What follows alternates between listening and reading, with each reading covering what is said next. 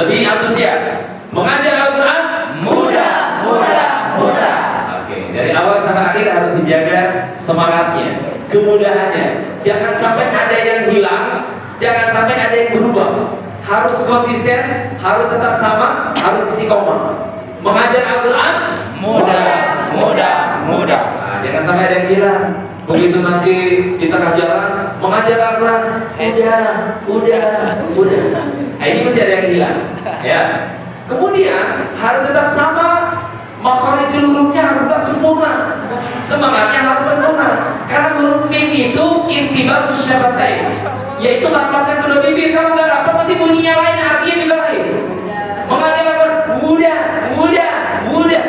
Jadi berubah, ya. Maka harus tetap sempurna semangatnya. Mengajar Al-Quran mudah.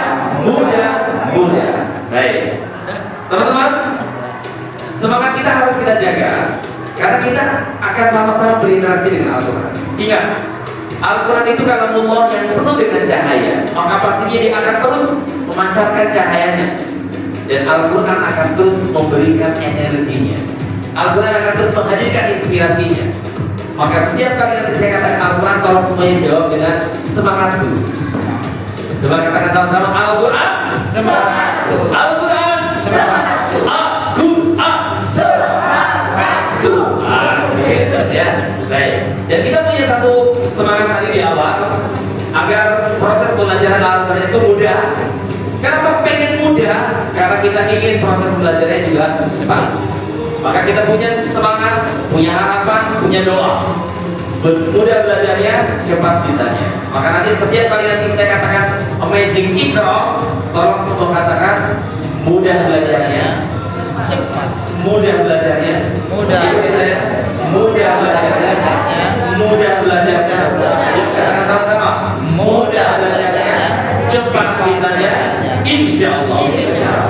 Oke, setiap kali saya katakan amazing Iqra, mudah belajarnya, cepat bisanya, insya Allah. Oke.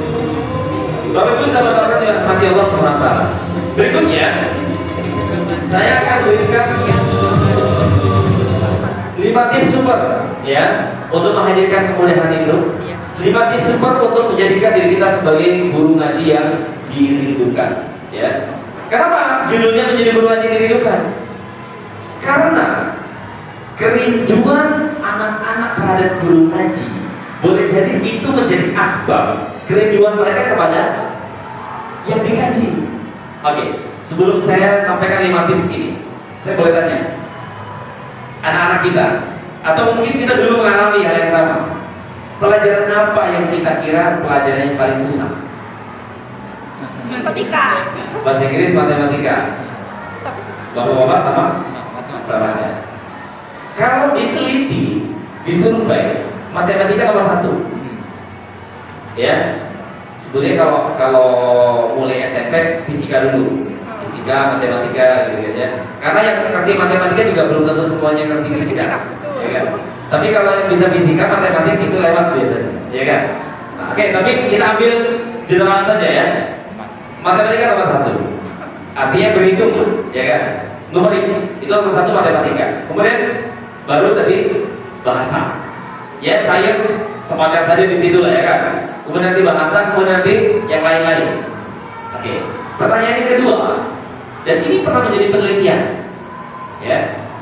Pertanyaan yang kedua, apa yang menyebabkan anak-anak itu memandang matematika atau numerik itu, numerasi itu sebagai pelajaran yang paling susah? Kira-kira apa?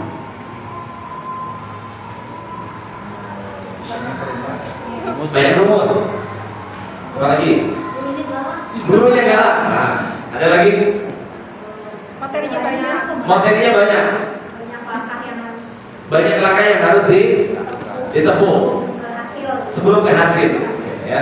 Prosesnya panjang, ya kan? Prosesnya panjang. Dari sekian banyak faktor, dan mungkin anak-anak jawabannya beda-beda. Tapi survei membuktikan ranking pertama itu jawabannya adalah tentang guru. Gurunya galak. Karena dulu, belum hari ini ya, dulu rata-rata guru-guru matematika itu memang galak-galak, ganas-ganas, gila-gila. Ya kan? Saya sendiri pernah ngalamin.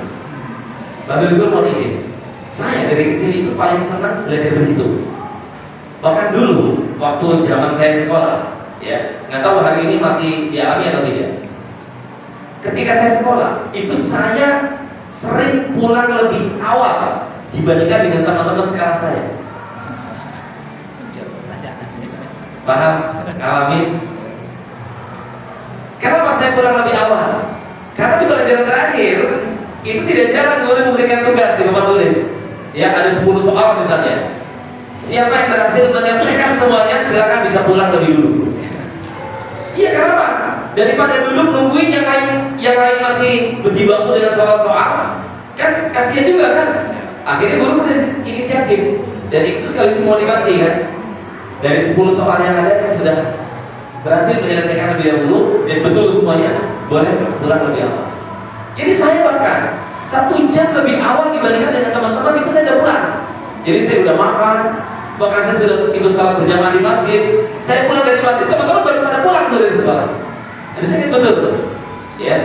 Jadi dari kecil memang saya paling senang belajar itu. Bahkan kimia yang rumus-rumus apa namanya? Nah, rumus molekul ya, unsur-unsur itu dulu saya paling kecil, itu nilainya 8. Paling kecil loh, ya. Tapi saya ingat betul kelas 2 SMP. Saya itu kalau lihat pelajaran matematik itu benar.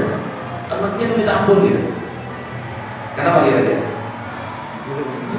Iya, betul. Alhamdulillah ketika kelas 3 SMP itu saya ketemu lagi dengan guru yang lebih baik lagi gitu. Jadi kembali kecintaan itu. Karena kalau enggak ketemunya dengan yang sama lagi, wah lama-lama hilang kecintaan saya kepada matematika gitu. Dan saya selepas SMA itu saya lanjut perkuliahan di matematika.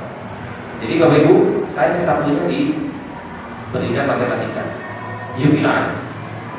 Gila UPI? Universitas Pengganti IK. Ada yang dari UPI? Ibu dari UPI? Jurusan apa? Bahasa Inggris? Orangnya susah ada. Iya.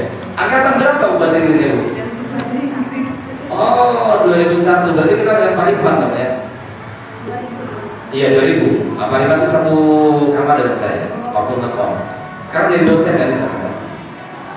Jadi dosen di bahasa Inggris, tapi baru 2 tahun ini beliau pindah jurusan. Jadi ngajarnya sekarang ngajar tentang keluarga negara. Bosan tadi ngajar bahasa Inggris dulu. Ya. Baik, kembali lagi ke sini. Jadi ketidaksukaan seseorang kepada subjek tertentu, kepada mata pelajaran tertentu, itu bisa jadi bukan karena dia tidak suka kepada subjek itu, bukan karena dia tidak suka kepada pelajaran itu, tapi berawal dari ketidaksukaan kepada gurunya. Bahkan kira-kira kalau pelajaran bahasa Indonesia itu susah atau mudah sih? Mudah kan? Bahasa Indonesia gitu loh. Susah. Paling gampang Arab. Tapi memang sih kita mah banyak paradoks ya, banyak anomali ya. Oke, saya tanya. Kemarin juga saya baru ngobrol dengan anak saya yang paling besar itu. Anak saya kan SMK kelas 12. Ya. Kamu ada yang di remedial nggak sekolahnya? Alhamdulillah nggak ada. Tapi dia nggak ulang gitu. Ada sih kata satu. Tapi sekelas katanya. Sekelas itu di remedial semua gitu. Pelajaran apa saya bilang? Bahasa Sunda. Hari kamu, saya bilang hari sehari-hari ngomong pakai bahasa Sunda, pakai bahasa Inggris. Kan saya tanya, kalau bahasa Inggris ada di remedial nggak? Nggak ada. Bahasa Inggris nggak ada di remedial, tapi bahasa Sunda semua satu kelas di remedial. Hari mana tes hari ini? Pakai bahasa Sunda, pakai bahasa Inggris, bahasa Sunda. Ya, tapi kan beda cara bahasa Sunda kan cara yang di soal apa yang nggak pernah dipelajari. Maknya nggak pernah dipelajari muncul di soal. Ya kan soalnya kan bebasan, tidak dipelajari. Jadi sesuatu yang gitu. Ya ini kan anomali ya. Hidup sehari-hari di lingkungan yang berbahasa Sunda, tapi bahasa Sundanya bermasalah, bahasa Inggris justru bagus. Gitu. Ya bahasa Inggris kira-kira yang 9 gitu kan ya. Bahkan ada yang 10 itu luar biasa. Ya. Tapi bahasa Sunda, obah, lu melihat Paham ya?